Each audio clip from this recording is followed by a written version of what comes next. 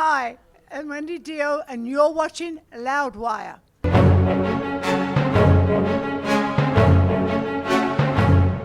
Hey everyone, Graham from Loudwire here with Wendy Dio, and it's Wikipedia Fact or Fiction time.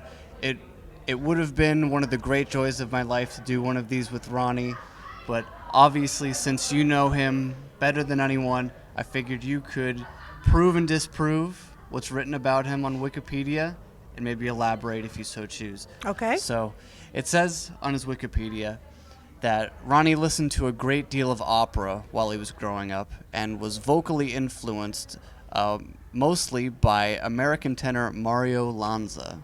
Yes, this is very true. That's very true. Yes, he also liked Pavarotti, and one of his great joys in life was meeting Pavarotti, and Pavarotti signed, autographed a photo with them together. Really? When was that? Oh, that was about, okay, he's been past 6 years, probably 10 years before that, maybe 16 years ago. It says his first and only formal musical training began at age 5, learning to play the trumpet.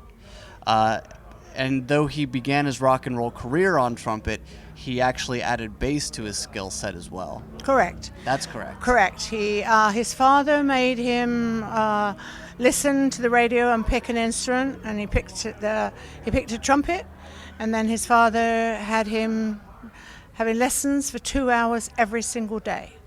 Wow. To the point where he wanted to be so good that he didn't have to do it anymore. He did that. He had his first band when he was 10. Mm-hmm. He played with Gene Pitney and all those kind of people on stage playing trumpet when he was only 15. Wow. He decided that when he became 15, 16, that he couldn't pull girls with playing the trumpet. Really? So he taught himself to play bass, because that was much more of a romantic instrument that he could go find girls with. All right. How did he do with that? With the bass? Yeah. He was a bass player in Elf. Well, I mean with the girls. Oh, well, I'm sure I don't know. I was before my time. Well, maybe you heard some stories. It says that he never took any formal vocal training. Rather, he attributed his singing ability to the use of correct breathing techniques he learned while playing trumpet. Correct. That's true, too. That's true. Wow. All right. Well, I guess the trumpet was Yeah. good after all. Well, it's because of the breathing exercises, Yeah, definitely, yes. absolutely. He sang from his stomach and not from the throat. Of course. It's the only way you do it. It said he was offered a scholarship to the prestigious Juilliard School of Music, but he didn't pursue it because he wanted to go and be a rock and roll singer. Instead, after graduation from high school, he attended University of Buffalo, majoring in pharmacology. Correct. That's all true, too. That's all true, yes. Yes. His father made him, he always wanted to be a musician. He didn't want to do anything else. Didn't know he could sing at that time. Could play bass, but didn't know he was a singer. But father made him do something, and he picked pharmacy. So his dad wanted him to be a pharmacist? Or do something. Something He just like picked that. He didn't care, because he knew he wasn't going to do that anyway. So. Yeah. And he was just in school from 60 to 61. Correct. All right, good. It's all true so far. It's better than normal, I have to say.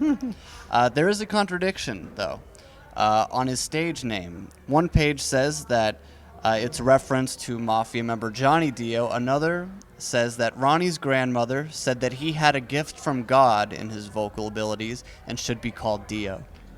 Not correct. Correct Neither? is Johnny Dio. Johnny Dio, Dio was his idol. Okay. And so we have a book coming out, which he wrote most of it. I'm going Really? to finish it. And I'll tell you a very interesting story about Johnny Dio in the book. Oh, beautiful. When do you think that book may come out? Okay, well, Ronnie was writing it before he passed away, and he'd written up to Rainbow. Okay. Yeah. I had a publishing deal with Random House, but after he passed away, they wanted me to finish it, but it's been really hard to go back down that road, but now I think in time and I can do it. Wow. Oh, well, I can't wait. So looking forward to that, absolutely. It said that in 1968, in his band Ronnie Dio and the Prophets, there was a car accident which killed guitarist Nick Pantis and put Dio and other band members in the hospital briefly. Correct, yes. You would correct. hear about that? Nick died, and Ronnie was thrown through the windshield. His scalp was ripped right off. Ooh. He had hundreds of stitches in his head. Wow. Doug Thaler, who was in the band, they had to get the jaws of life to get him out. He walked with a permanent limp after that, and actually went on to become one of the managers of Motley Crue. All Thaler. right. happy ending for him, I guess. I'm glad to hear that. Wow. Back in the Rainbow days, Ritchie Blackmore decided that he wanted to take the band in a new commercial direction away from the sword and sorcery themes. Ronnie didn't agree with that, and that's what led to his leave from the band. Correct. That's correct, too? Correct, yes. Richie wanted to go more commercial, and Ronnie said, I write what I write, and I play what I play. Absolutely. Black Sabbath.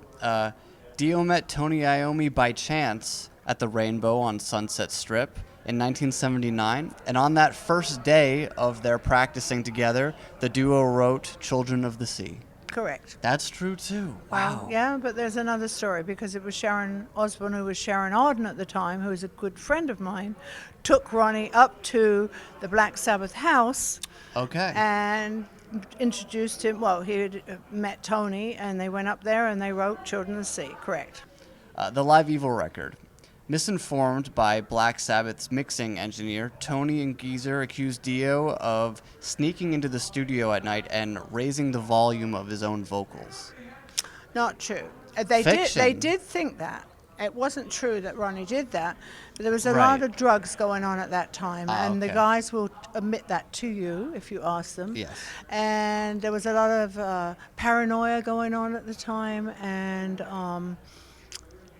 that Ronnie was accused of that, but it was not true. Okay, it's true that he was accused, but It was he true, did not do but that. Ronnie and Vinny used to get up early and go into the studio before the guys, and Geezer and Tony used to go in later, and that all came about, and it was all just a big nightmare.